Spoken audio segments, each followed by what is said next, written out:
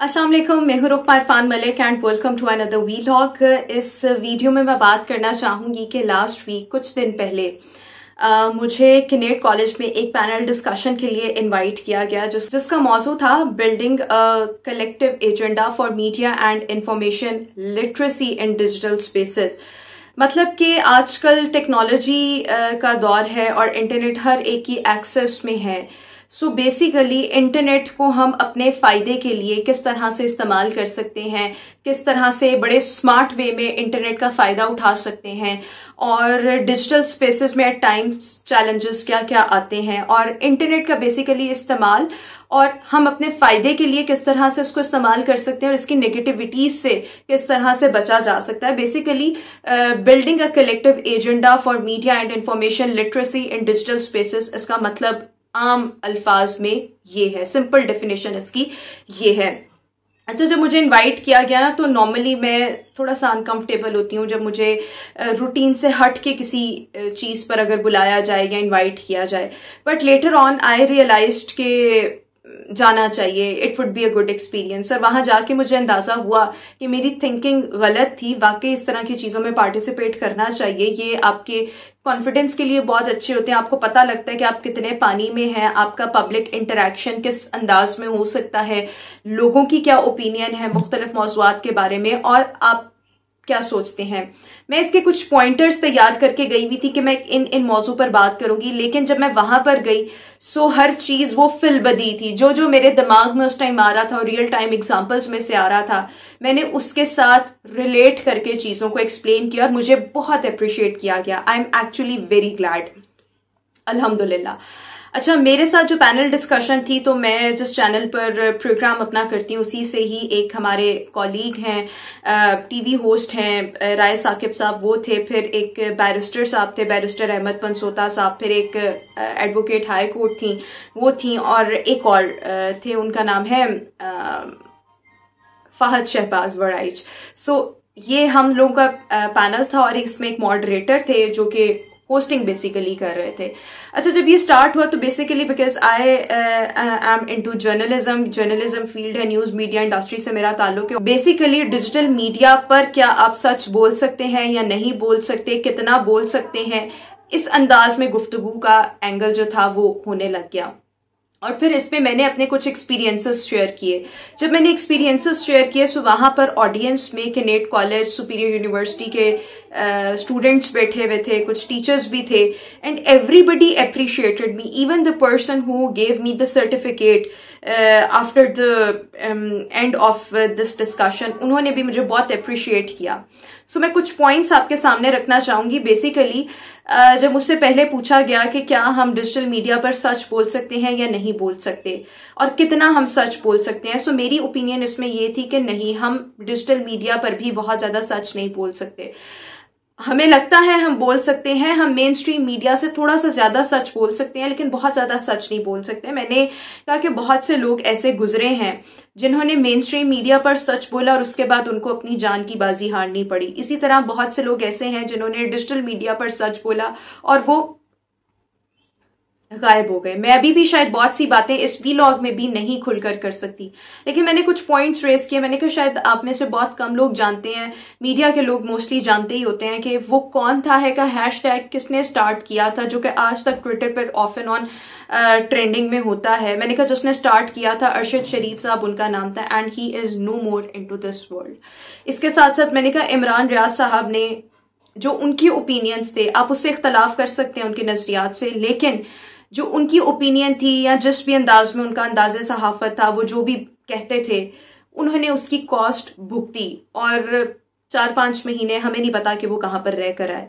सलीम शहजाद साहब, उन्होंने media stream पर, मेन स्ट्रीम मीडिया पर सच बोला, जिंदगी की बाजी हार गए।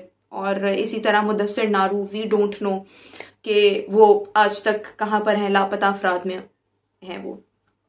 सो मैंने कहा कि आप डिजिटल मीडिया पर भी एक सर्टन लेवल तक सच बोल सकते हैं, उससे ज़्यादा सच नहीं बोल सकते। और फिर मैंने एंड पर यह भी कहा, मैंने कहा कि मुझे अपनी जान बहुत प्यारी है, माई फैमिली एक्चुअली नीड्स मी।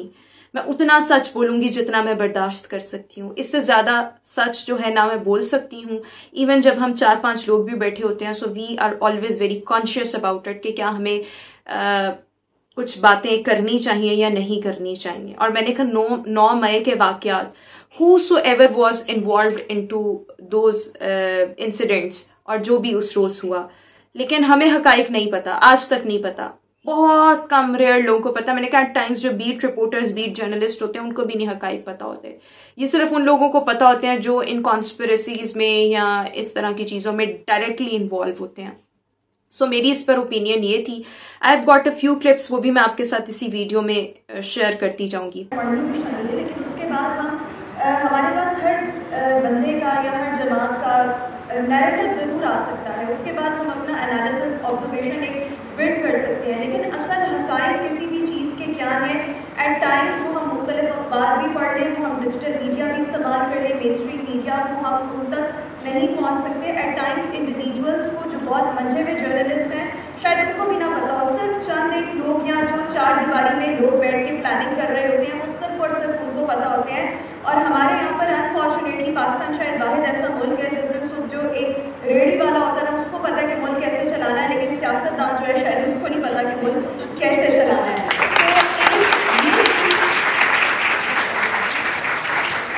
कि हक़ाइक़ की यहाँ पर बात हो रही है, सो हमें लगता है कि हम डिजिटल मीडिया पर पता नहीं क्या फन्ने फान बन जाएंगे, कुछ भी कर सकते हैं, हम नहीं कर सकते।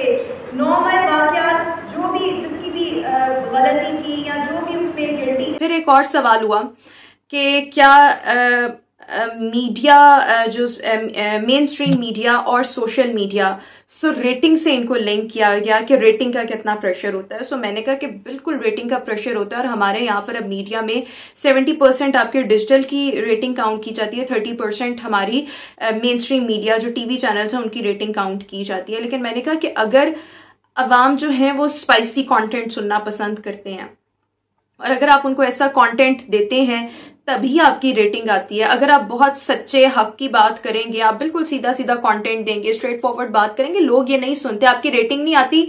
अल्टीमेटली आप पर एक प्रेशर बिल्ड हो रहा होता है, और फिर एंकर प्रेशर में आ रहा होता है, आपको वो बात करनी पड़ती है जो रेटिंग देगी, चाहे वो आपकी नॉर्म्स और एथिक्स के अगेंस्ट ही क्यों ना हो। एक मेरी इस पर ये ओपिनियन थी। फिर साथ ही साथ मेरे साथ राय साकिब खरल साहब थे, उन्होंने कहा कि मुझे लगा कि मैं मेन स्ट्रीम मीडिया पर वो बात नहीं कर सकता जो मैं अपने डिजिटल प्लेटफॉर्म पर कर सकता हूँ। लेकिन इस पर मैंने उनको थोड़ा सा मैंने उनकी बात से इस तरह से इख्तलाफ किया। मैंने कहा आप अपनी जगह बिल्कुल ठीक कह रहे हैं, आप थोड़ा सा ज्यादा सच बोल सकते हैं, लेकिन मैंने कहा अगर आपका चैनल ये बाउंड्री लगा देना या लिमिटेशन कि आप ये बात कर सकते हैं और ये नहीं कर सकते, ये हमारी पॉलिसी है, अगर आपने हमारी पॉलिसी पे चलना है तो चलें, वरना आप इस चैनल को गुड बाय कह दें। तो मैंने कहा तभी ऐसे ही होता है कि आपको अपनी चैनल की पॉलिसी ही अपनानी पड़ती है अपने डिजिटल चैनल पर, और बहुत से ऐसे चैनल्स हैं जो आपको यूट्यूब अलाउ ही नहीं करते। सो इस पर मेरी ये ओपिनियंस थी, और जो मैंने सोचा कि मैं इस वीलॉग के तवस्सुत से आप लोगों के साथ शेयर करूं।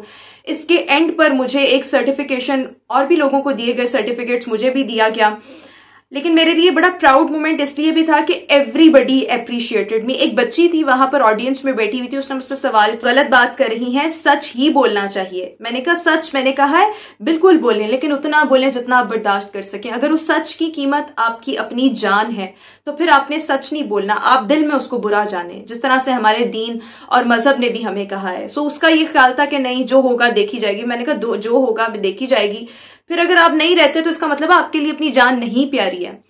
तो इस तरह से गुफ्तगू चली। It was a very good interaction, I really felt good. मुझे एक अपने अंदर sense of accomplishment and sense of fulfilment उस दिन फील हो रहा था। और किनेट कॉलेज में while having this panel discussion, I was just thinking कि एक ये वक्त था जब मैं किनेट में पढ़ना चाहती थी, और मेरी फैमिली में ही बड़े लोग इस चीज़ के खिलाफ थे कि नहीं, किनेट का माहौल अच्छा नहीं है यहाँ पे पढ़ने वाली। हालांकि मैं इस चीज़ से बिल्कुल डिसअग्री करती हूँ, लेकिन उस टाइम मेरे पास पावर नहीं थी या मेरा उस टाइम इख्तियार नहीं था।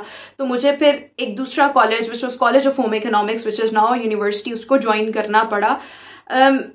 I am a proud home economist, मुझे इसमें कोई वो नहीं है, मैं खुश हूँ जो जहाँ पर मैंने पढ़ा, बहुत अच्छे इंस्टीट्यूट से पढ़ा, बट मैं अपने पैशन को फॉलो करना चाहती थी, मैं किनेट कॉलेज में पढ़ना चाहती थी। लेकिन उस टाइम ये बात की गई कि नहीं वहाँ का माहौल अच्छा नहीं, वहाँ की लड़कियाँ ऐसी होती हैं वैसी होती हैं। मैं इस चीज़ से वैसे डिसअग्री करती हूँ और मैं इस चीज़ को बिल्कुल प्रमोट नहीं कर रही। आई एम जस्ट शेयरिंग कि उस टाइम पर क्या हुआ। और उस दिन जब मैं किनेट कॉलेज एक पैनल डिस्कशन के लिए बैठी थी और ऑडियंस में किनेट कॉलेज के सारे स्टूडेंट्स थे और कुछ सुपीरियर के भी स्टूडेंट्स थे, तो that was a very proud moment कि अगर मैंने वहाँ पढ़ा नहीं लेकिन आज मैं वहाँ पर एक पैनल डिस्कशन का हिस्सा हूँ। सो ये कुछ चीज़ें थी that I wanted to share with you.